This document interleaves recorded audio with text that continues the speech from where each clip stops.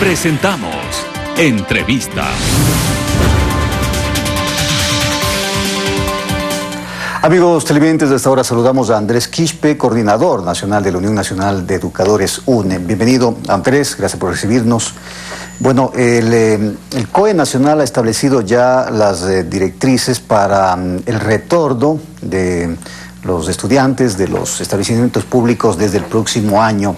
¿Cuál es la posición de ustedes como Unión Nacional de Educadores y cómo sería o cómo ven ustedes esta nueva disposición?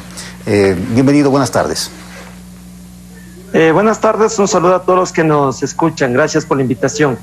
Bueno, desde el lado de la Unión Nacional de Educadores nos encontramos sumamente preocupados como gremio de las y los maestros, ya que hay toda una política de improvisación y alejada de la realidad de la que estamos viviendo. Por ejemplo, varios organismos nacionales e internacionales hablan de que en los meses de enero y febrero es lo más probable que vivamos un rebrote del virus por todo el relajamiento de diciembre, y sin embargo se toman estas medidas de volver a clases. Pero aún lo más preocupante es de que no están garantizadas las medidas de bioseguridad, y el gobierno lo que busca es un poco lavarse las manos de toda esta brecha educativa, exigiendo que los docentes vuelvan a las aulas sin tener todos los recursos garantizados por parte del Estado. ¿Qué es lo que está faltando? A ver, se supone que para el retorno de estudiantes y también profesores van a existir las condiciones necesarias en cuanto a infraestructura, en cuanto a protocolos de bioseguridad, etcétera. ¿Qué es lo que está faltando? ¿Esto no se ha establecido? ¿No tienen reglas claras? ¿O qué es lo que pasa? Bueno, la realidad es clara. Más de 9 meses los establecimientos educativos han estado sin uso, lógicamente por la pandemia. Se recortaron más de 900 millones de dólares, de los cuales un buen porcentaje estaba destinado para el mantenimiento de infraestructura. Ese presupuesto que se recortó no ha sido retornado a la educación, entonces no podemos regresar a establecimientos educativos donde no hay las medidas de bioseguridad, donde no hay internet, donde los docentes vamos a tener que llevar nuestros equipos y dejarles a nuestros hijos sin equipos en casa para que puedan estudiar, donde el gobierno no ha sido claro si los docentes vamos a contar con pruebas PCR, que es una exigencia de la UNE previo a un retorno, así lo llamen de manera facultativa, y donde incluso organismos internacionales le han dado la razón a la UNE al señalar que los maestros tienen que ser considerados como parte del grupo prioritario para la vacuna en el contexto del COVID. Ahora, ¿cuántos alumnos en el sector público, Andrés, tendrían la posibilidad de retornar? Entendemos que esto es algo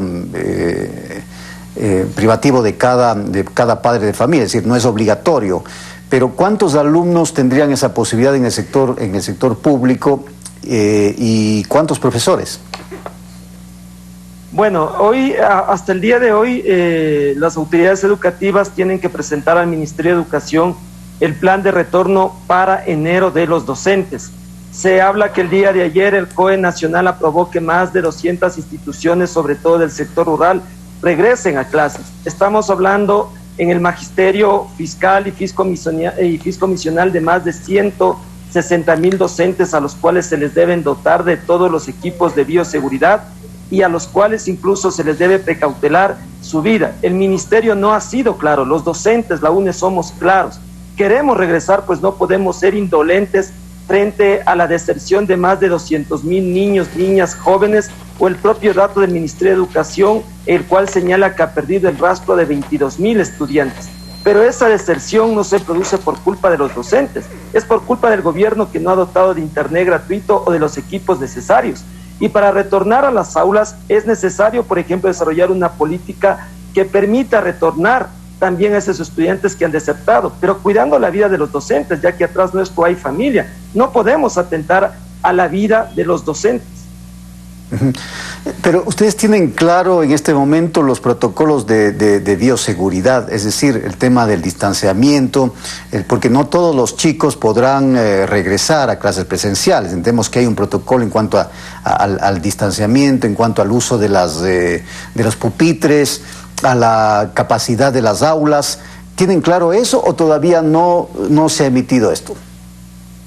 A ver, lo que hoy se habla es de que los maestros y las maestras vamos a retornar en el mes de enero. Los estudiantes todavía no retornan a las aulas y no van a retornar a las aulas porque en el proceso de consulta que hizo el Ministerio de Educación a los padres de familia, un buen sector de padres y madres de familia le dijeron a la ministra de Educación de que no estaban y que no iban a permitir que sus hijos retornen a clases por las faltas de bioseguridad en los establecimientos educativos. La norma es clara, las indicaciones son claras, pero ¿de qué sirven las indicaciones del distanciamiento social si no hay los equipos de bioseguridad, si no hay el internet dentro de los establecimientos educativos?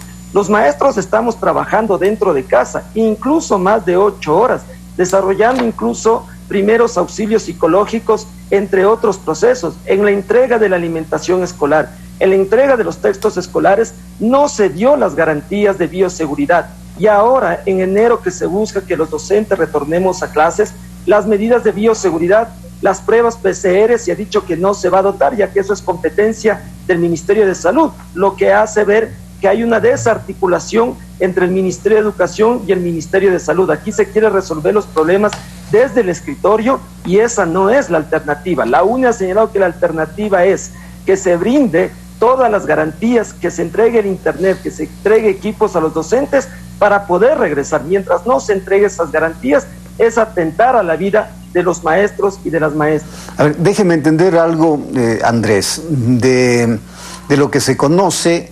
Bueno, regresarán los docentes, pero también habrá la posibilidad de que algunos alumnos, con la autorización de sus padres, puedan regresar, porque si no, ¿de qué sentido tiene que los docentes regresen a clases si no hay alumnos, a clases presenciales si no tenemos alumnos?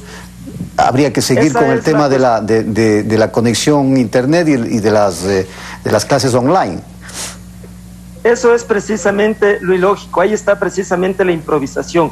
El COE lo que ha hecho es aprobar el retorno para el 18 de enero de más de 200 instituciones, sobre todo en el sector rural.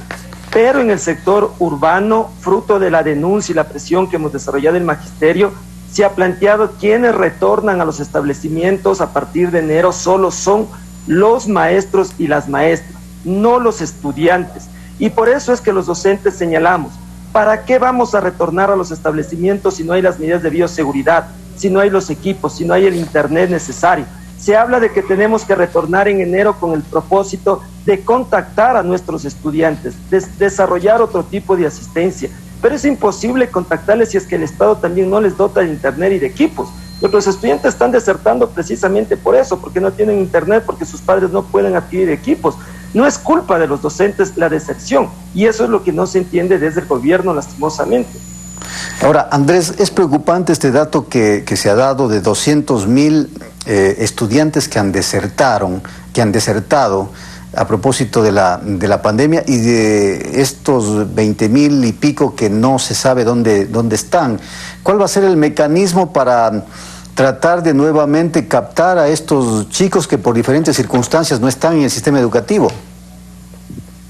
Precisamente ese es parte de los 6 pedidos que presentamos como UNE, que debe existir una política que permita reinsertar a esos jóvenes que han desertado del sistema educativo, luego de que ha existido una ruptura de más de 9 meses entre el aula, entre la relación estudiante-docente.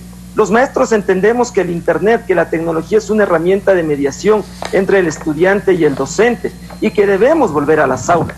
Bajo eso, entonces, la Unión Nacional de Educadores le ha planteado al Ministerio de Educación que es necesario de manera urgente discutir un modelo educativo, un nuevo modelo educativo. No podemos regresar con la vieja escuela, que permita precisamente reinsertar a sus estudiantes, pero para eso necesitamos recursos.